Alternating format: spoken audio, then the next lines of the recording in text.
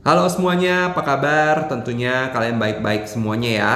Dan kali ini kembali saya Temi Setiawan akan mengisi konten di channel YouTube saya. Dan topik yang akan saya bawakan kali ini terkait dengan sistem pengendalian manajemen. Nah, tentunya sebelum kalian menyimak video saya yang kali ini terkait dengan sistem pengendalian manajemen, ada sebagian yang sudah subscribe, tapi pastinya ada yang belum menjadi subscriber ya.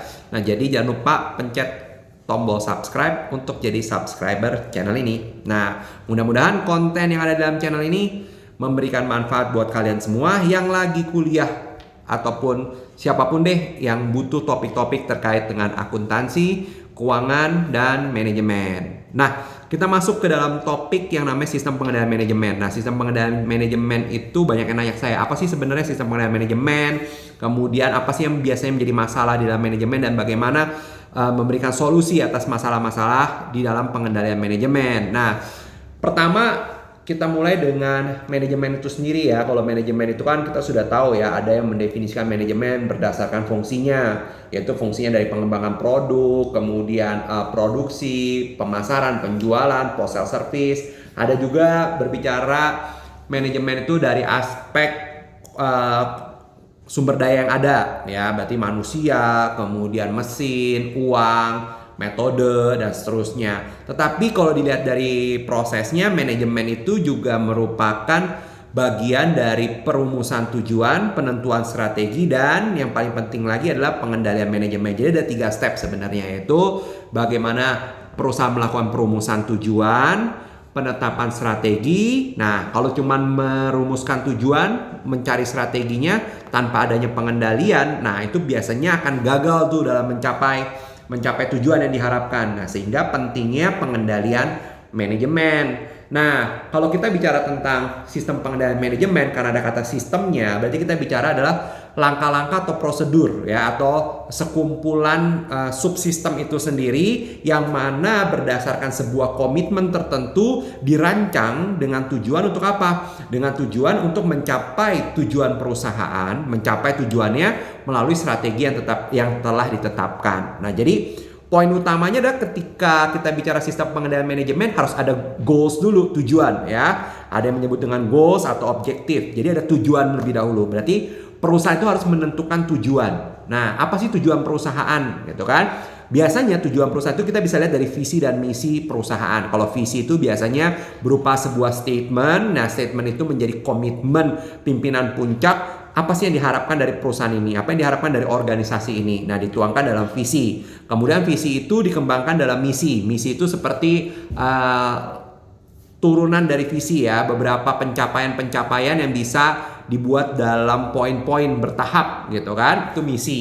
Nah, tentunya kalau perusahaan itu sudah punya visi, sudah punya misi, nah bagaimana mencapai atau langkah-langkah teknisnya, yaitu merumuskan dalam strategi. Nah, kemudian peran pengendalian manajemen itu di mana? Pengendalian manajemen itu berupaya mengakomodir sumber daya yang dimiliki perusahaan. Berarti sumber daya yang terutama kan pasti manusia, kemudian uang ya, kemudian mesin, kemudian metode, bisa juga adalah bahan baku. Nah, di mana sumber daya tersebut dapat dikondisikan, dapat mendukung strategi perusahaan untuk mencapai tujuan. Maka kita bicara itu adalah sebuah sistem, namanya sistem pengendalian manajemen. Nah, jadi kalau ditanyakan sebenarnya tujuannya apa, perusahaan itu perlu merancang sistem pengendalian manajemen. Bahkan kadang-kadang dalam membuat sebuah rancangan pengendalian manajemen, perusahaan itu tidak merancang sendiri, tetapi dia menggunakan jasa outsource ya, konsultan yang ahli di bidang bisnis. Nah, tentunya itu ada biaya buat perusahaan. Nah, jadi kenapa pengendalian manajemen itu penting? Karena dalam pengendalian manajemen itu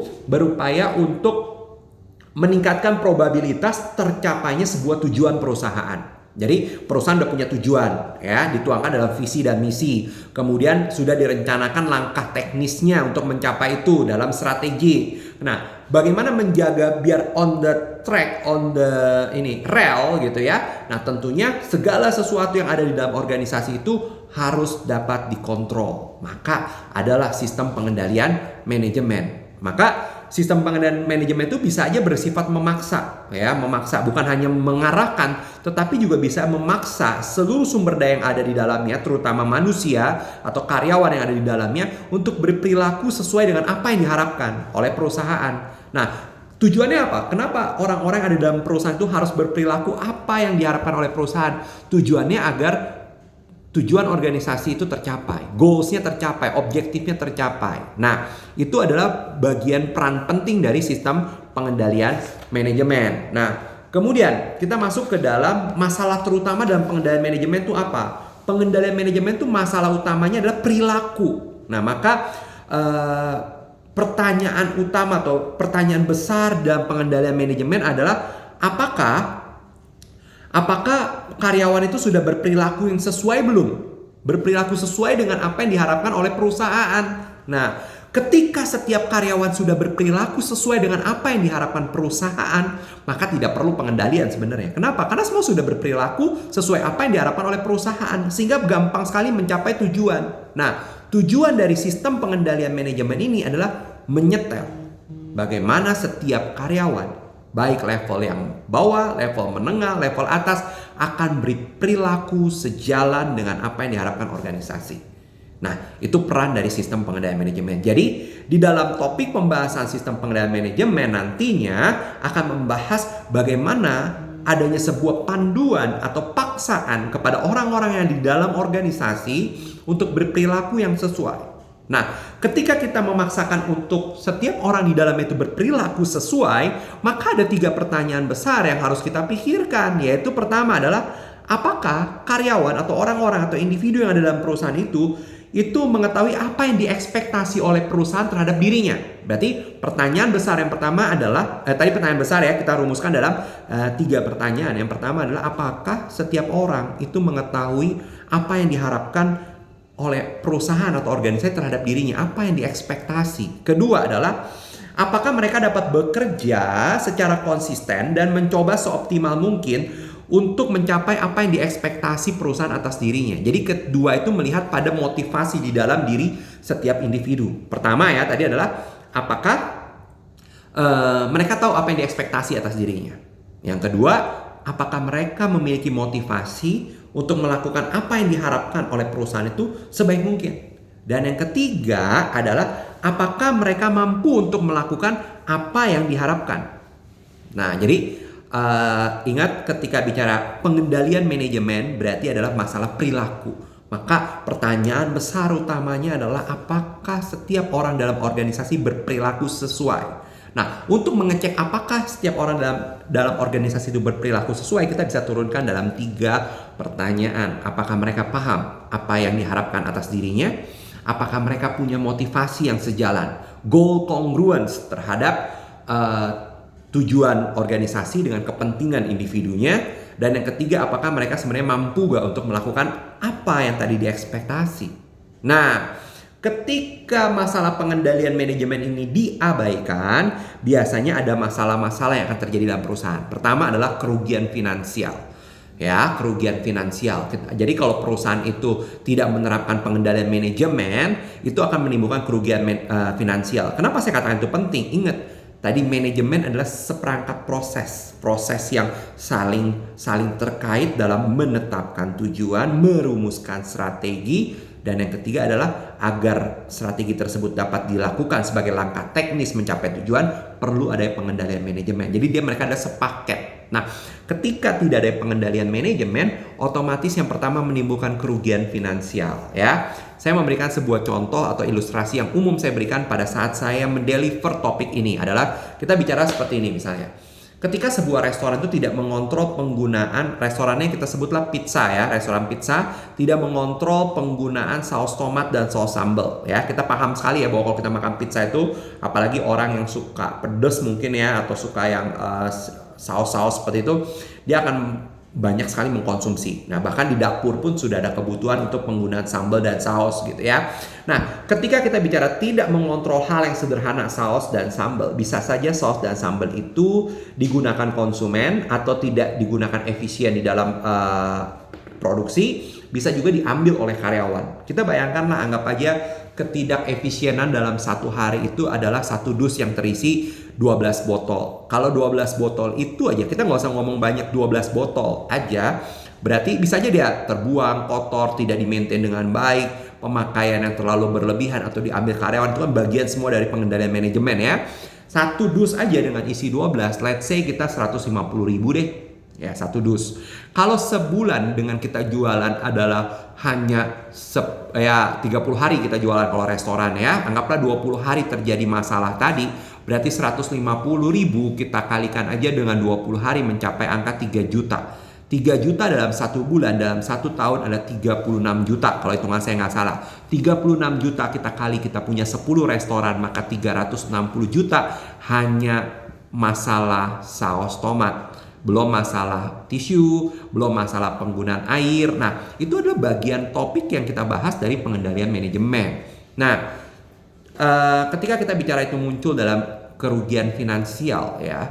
Nah, tentunya itu perlu menjadi perhatian dari perusahaan itu sendiri, ya kan? Tadi bayangin dengan saus sambal aja 360 juta, itu udah harga dengan satu mobil ya. Tadi kalau tisu, air dan seterusnya. Jadi jangan heran kalau kita ke sebuah restoran, kita itu saus tomat kita cuma dikasih 1, 2 paling banyak. Mbak minta tambah dong, dikasih 1 lagi. Nah, kita minta sambal pun sama, atau minta tisu. Pernah gak diantara kalian ada yang merasa sebel banget sih kalau ke restoran dan kita minta tisu cuma dikasih 1 helai atau 2 helai? Padahal kita pengennya 5 helai, karena kalau kita ngelap tangan yang basah itu kayaknya kurang cukup 1 helai atau 2 helai. Tetapi ya, itu merupakan salah satu bagian dari pengendalian manajemen, gitu kan? Nah, atau kita bisa melihat bahwa sekarang perubahan dari pembayaran tunai dengan elektronik. Nah, itu sangat membantu sekali. Kenapa? Karena dengan adanya penerimaan tunai dalam bentuk kas itu membuka semakin besar terjadinya kehilangan atau kecurangan. Nah, itu merupakan salah satu bagian dari pengendalian manajemen. Tanpa adanya pengendalian manajemen tadi, maka berdampak apa? Kerugian finansial nomor 1. Dan yang kedua adalah bisa jadi adalah reputasi yang buruk ya. Nah, kenapa perusahaan itu berupaya semaksimal mungkin untuk menjaga reputasinya, untuk menjaga kelangsungan bisnis jangka panjang. Nah, tetapi kadang-kadang dengan pengendalian yang buruk, maka reputasi perusahaan bisa aja menjadi jelek ya, Contohnya, misalnya ketika tidak adanya pengendalian yang baik, akhirnya penerbangan terlambat akhirnya menimbulkan image negatif penumpang terhadap maskapai tersebut. Nah, itu merupakan salah satu ya. Nah, bisa juga tuntutan lain juga banyak terkait dengan masalah tidak adanya pengendalian dalam perusahaan. Contoh, di sini ada misalnya pada tahun berapa nih? 2017 gitu ya. Nah, ini ada kasus pramugari sebuah maskapai yang ceroboh dan dia menumpahkan minuman ke penumpang. Nah, itu merupakan masalah, apalagi di zaman era digital saat ini, bahwa dengan mudahnya sebuah isu baik positif atau negatif itu akan menyebar. Nah, tentunya hal itu akan menjadi dampak buruk bagi organisasi. Nah, di dalam pengendalian manajemen termasuk salah satunya adalah bagaimana kita mengendalikan perilaku daripada staf karyawan kita. Maka tadi saya bilang salah satu contoh kasus di sebuah maskapai tadi ya, yang pramugari yang menumpahkan itu kan sebenarnya merupakan bisa aja itu ya pastinya itu ketidaksengajaan, tetapi hal itu harusnya sudah menjadi perhatian. Ada SOP dari perusahaan bagaimana harusnya membawa gelas atau apa yang harus dilakukan ketika melakukan kesalahan dan seterusnya. Maka perlu sekali prosedur-prosedur yang mengendalikan. Nah, itu tujuannya tadi untuk memprotek adanya sebuah reputasi. Dan yang ketiga adalah hancurnya bisnis. Ketika perusahaan tersebut tidak dengan maksimal untuk memperhatikan pengendalian manajemen, maka perusahaan bisa aja tutup, hancurnya bisnis. Nah, tadi kita udah bicara tentang maskapai, berbicara tentang perilaku daripada karyawan di dalam perusahaan kita ya. Nah, kadang-kadang dalam sistem kita memberikan sebuah reward pun itu juga menjadi masalah. Nah, contohnya kalau kita lihat dulu kita di Indonesia, di Jakarta ya, mungkin yang lebih spesifik saya sebutkan, misalnya ada perusahaan, misalnya ada Uber, ada Gojek, ada Grab gitu ya. Nah, mereka itu salah satunya ya harus bersaing bagaimana memberikan kompensasi kepada driver. Nah, mungkin di saat Uber itu tidak mampu merancang sebuah pengendalian terkait dengan hasil yang diharapkan sebagai wujud kompensasi bagi karyawan, nah akhirnya banyak driver yang beralih mungkin dari Uber mungkin ke Grab atau ke Gokar. Nah, hal itu menyebabkan apa? Menyebabkan salah satu yang membuat perusahaan itu menjadi kebingungan, misalnya ya, bagaimana memaintain karyawan atau staff, akhirnya perusahaan bisa aja tutup ya. Nah, itu adalah merupakan dampak apabila tidak adanya pengendalian manajemen. Nah, kemudian penyebab dari adanya masalah pengendalian. Jadi masalah pengendalian itu penyebabnya apa sih? Kalau kita ingat tadi ya, dalam beberapa menit yang lalu saya menjelaskan bahwa sebenarnya masalah pengendalian itu masalah behavior, perilaku gitu kan.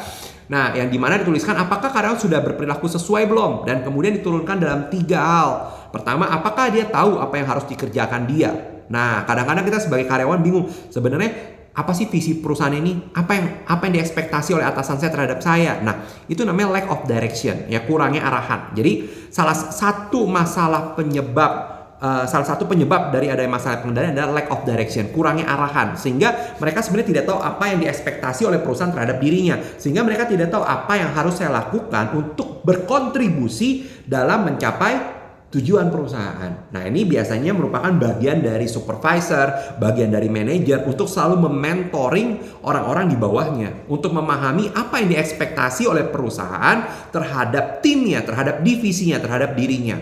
Misalnya one day kamu masuk menjadi salah seorang staff di bagian marketing. Kamu nggak tahu sebenarnya gimana ya saya bisa melakukan penjualan. Saya nggak pernah di briefing nih. Saya tiba-tiba disuruh hanya untuk menjualan dan diberikan target. Tapi saya nggak dikasih tahu bagaimana saya harus melakukan. Nah, itu merupakan lack of direction. Nah, sehingga ada individu, ada karyawan dalam perusahaan yang sebenarnya yang mampu sebenarnya untuk ikut berkontribusi, tetapi dia tidak tahu apa yang diharapkan atas dirinya. Sama seperti kamu masuk dalam sebuah perusahaan mungkin sebagai bagian dari staff accounting. Ya, kamu hanya diminta untuk melakukan dokumentasi tanpa kamu diberitahu sebenarnya maksud tujuan ini untuk apa. Nah, sehingga dia tidak tahu apa sih porsi saya dalam berkontribusi untuk mencapai tujuan perusahaan.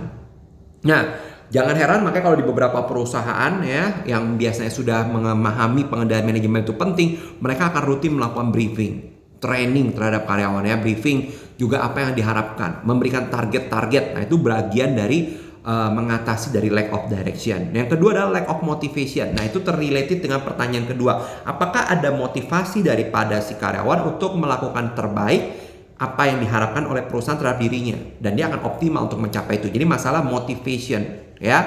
Nah, masalah motivasi itu dapat didefinisi atau dipersingkat menjadi lack of direction, kurangnya motivasi, sehingga tidak terjadi sebuah kesepahaman tujuan antara individu dengan perusahaan. Jadi apa yang diharapkan perusahaan itu berbeda dengan apa yang diharapkan individu. Nah, itu menjadi masalah dalam pengendalian manajemen. Sehingga terkadang si karyawan itu tidak berperilaku sesuai dengan apa yang diharapkan oleh perusahaan. Bahkan ada cenderung bersifat merugikan ya. Misalnya dalam sebuah perusahaan yang mana kita memiliki waktu istirahat hanya 1 jam. Nah, tetapi kadang-kadang karena adanya kelengahan dalam kontrol, sedangkan kita merasa agak sedikit malas bekerja, akhirnya kita memanfaatkan waktu kerja kita untuk istirahat yang lebih panjang, atau menggunakan misalnya surat sakit palsu gitu ya untuk mendapatkan izin untuk tidak masuk bekerja dengan tetap dibayar dan seterusnya. Jadi kelonggaran-kelonggaran dalam pengendalian manajemen itu bisa membuka celah terhadap masalah manajemen. Salah satunya masalah motivasi ya. Yang ketiga adalah masalah limitasi daripada individu. Nah, tadi pertanyaannya apa yang ketiga?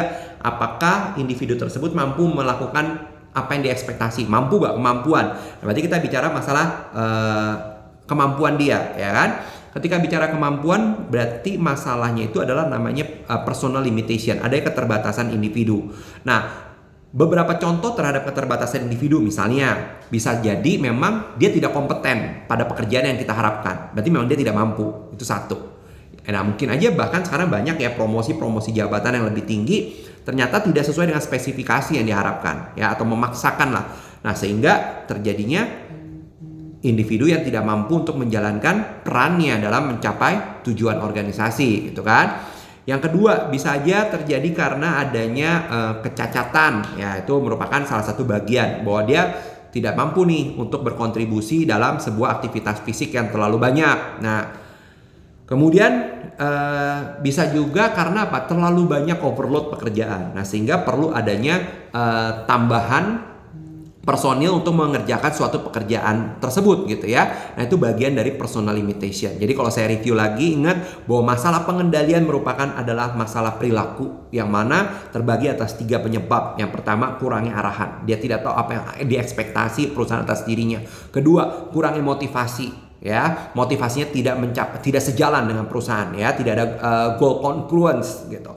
Yang ketiga adalah sebenarnya dia mampu gak sih, punya gak kemampuan untuk itu, ya, kita sebut dengan personal limitation, walaupun banyak sekali masalah-masalah terkait dengan personal limitation, ya. Nah, kemudian apa sih karakteristik daripada pengendalian manajemen yang baik? Ketika perusahaan itu sudah merancang sebuah pengendalian yang baik, masuk dalam sistem pengendalian manajemen, belum tentu itu 100% mampu mengendalikan masalah tadi.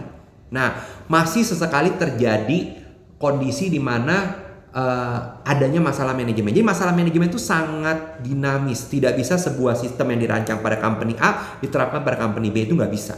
Nah, sehingga di situ sangat penting peran bisnis analis, bisnis consultant untuk melihat seberapa tingkat urgensi terhadap pengendalian manajemen dan bagaimana teknik-tekniknya itu akan beragam, ya.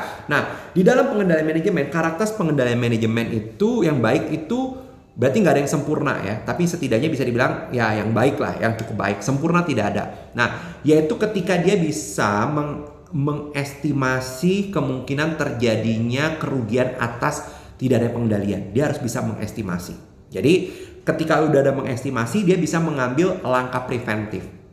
Andai kata terjadi masalah yang di luar prediksi, setidaknya dia bisa melihat juga seberapa dampak dan kerugian. Ya, jadi pertama, pengendalian yang baik itu harus bisa melihat adanya celah. Oke. Ketika adanya celah, ada tindakan preventif. Nah, ketika masalah itu pun terjadi, tidak dapat dihindarkan dengan preventif tadi, dapat diprediksi dampak dan kerugiannya. Itulah yang disebut dengan pengendalian yang baik. Jadi tidak ada pengendalian yang sempurna, tetapi pengendalian yang baik. Nah, tentunya pengendalian itu harus terus berjalan seiring dengan adanya pencapaian strategi. Karena setiap strategi harus digiring, ya, dengan adanya pengendalian manajemen yang baik. Karena di dalam mengendalikan manajemen itu kita mengendalikan banyak hal, mengendalikan sumber daya, baik itu uang, manusia yang terutama karena masalah perilaku, kemudian juga mesin, peralatan, material, dan metode-metode yang digunakan perusahaan. Nah, itu terkait dengan pengendalian manajemen. Nah, kemudian bagaimana menghindari? Nah, kalau dikatakan tadi kan kita udah membahas penyebab daripada masalah manajemen, kemudian bagaimana karakteristik pengendalian manajemen yang baik, kemudian sekarang menghindari masalah manajemen. Mungkin ada beberapa cara, ya, ada beberapa cara, setidaknya 4. Yang pertama adalah eliminasi. Banyak perusahaan melakukan eliminasi aktivitas yang diharapkan dapat menghilangi masalah atau menghilangkan masalah manajemen. Contoh, melakukan outsource. Kebayangkan kalau misalnya sebuah perusahaan besar kemudian dia tidak outsourcing untuk OB dan satpam. Berarti dia harus mempergemuk divisi human resource untuk melakukan rekrutmen, pelatihan, pemantauan, penilaian kinerja, bahkan pemberhentian karyawan. Nah, dengan adanya eliminasi diharapkan apa? Untuk masalah-masalah seperti itu diserahkan kepada konsultan, kepada outsourcing. Kadang-kadang perusahaan juga apa? Membayar konsultan pajak. Dia tidak memaintain divisi perpajakan sendiri. Apa? Untuk mengeliminasi masalah manajemen terkait dengan orang-orang atau metode atau sumber daya di dalam divisi pajak tersebut, sehingga di outsource kepada konsultan pajak. Yang kedua adalah otomatisasi menggunakan teknologi dan robot. Wah, itu memang sekarang ini menjadi sebuah pro dan kontra, ya, bahwa ternyata sekarang banyak hal bisa dilakukan dengan teknologi. Memang teknologi itu mempermudah, mempersingkat, tetapi tentunya dia itu bersifat statis, ya, sedangkan ada hal-hal tertentu yang sifatnya dinamis dan unpredictable. Nah, oleh karena itu perlu adanya tetap manusia di dalamnya. Jadi ada plus minus. Manusia itu mungkin cenderung lebih lambat, tetapi diharapkan lebih teliti dan mampu merespon cepat sesuatu perubahan dinamis. Sedangkan dengan teknologi, ya memang ada beberapa teknologi yang bisa fleksibel. Ya, mungkin kita menanyakan kesehatan kita sekarang udah dengan komputer, nggak dengan dokter. Ya, ini gimana ya? Dia udah dirancang, direkam. Kalau seperti ini maka ini, kalau seperti ini seperti ini. Betul, tetapi tetap ada keterbatasan. Nah, kalau dikatakan ada yang mengatakan bahwa nanti kemudian proses orang-orang accounting akan hilang. Ya enggak juga, ya. Nah, itu kan ada yang mengatakan bahwa otomatisasi membuat proses akuntansi itu sangat singkat. Ya, tidak perlu orang lagi. Nggak bisa juga, ya. Karena dalam accounting itu bukan hanya proses pencatatan. Dalam hal recording, ya bisa digantikan dengan teknologi. Tetapi dalam hal analisis, tetap manusia itu yang punya peran, ya. Kemudian sentralisasi. Nah, perusahaan-perusahaan melakukan sentralisasi artinya apa? Membuat sebuah kebijakan itu mengerucut. Jadi artinya diambil dari pusat dan setiap divisi, setiap wilayah itu tidak punya kewenangan dalam menetapkan. Nah, dengan sentralisasi juga ada positifnya, menghindari masalah-masalah pengendalian atau masalah-masalah manajemen yang ada di wilayah-wilayah bawah. Semua diambil keputusan pada puncak. Memang ada positifnya ya, tetapi tentu ada negatif dari sentralisasi ya. Keputusan akan semakin lebih lambat. Kemudian kadang-kadang keputusan yang diambil pun belum tentu sesuai. Karena apa? Karena tidak langsung bersentuhan dengan masalah ya. Yang terakhir adalah pengalihan risiko atau risk sharing. Salah satu pengalihan risiko adalah penggunaan asuransi misalnya. Nah, asuransi terhadap gedung, kendaraan. Nah, itu kan salah satu bagian perusahaan untuk menghindari masalah pengendalian manajemen. Jadi, ketika ada masalah terkait dengan kelalaian karyawan, nah, kita punya risiko yang tinggi, kita alihkan ke asuransi. Termasuk perusahaan itu banyak yang misalnya membayarkan asuransi untuk karyawan, paling tidak secara basicnya di BPJS karyawan ya, karena BPJS mencakup kecelakaan kerja, ya mungkin ada BPJS kematian, kemudian tadi kecelakaan kerja, kemudian kesehatan, hari tua dan seterusnya. Nah, itu merupakan bagian daripada pengalihan masalah manajemen. Nah, mungkin itu sebagai pengantar, tentunya akan banyak sekali topik-topik terkait dengan pengendalian manajemen di video-video berikutnya. Nah, saya akan memberikan ini ya, sedikit petunjuk nanti bahwa related dengan video yang sekarang kalian sedang simak ya. Mudah-mudahan penjelasan kali ini akan bermanfaat, memberikan wawasan bahwa penting sekali sistem pengendalian manajemen, dan simak terus video-video berikutnya yang terkait dengan masalah pengendalian manajemen, dengan masalah sistem pengendalian manajemen. Kalau video ini bermanfaat, jangan lupa berikan like dan tunggu terus video berikutnya terkait dengan sistem pengendalian manajemen. Dan kebetulan di dalam channel saya sudah banyak loh topik-topik yang mengangkat tentang pengendalian manajemen. Sekian dan terima kasih semuanya.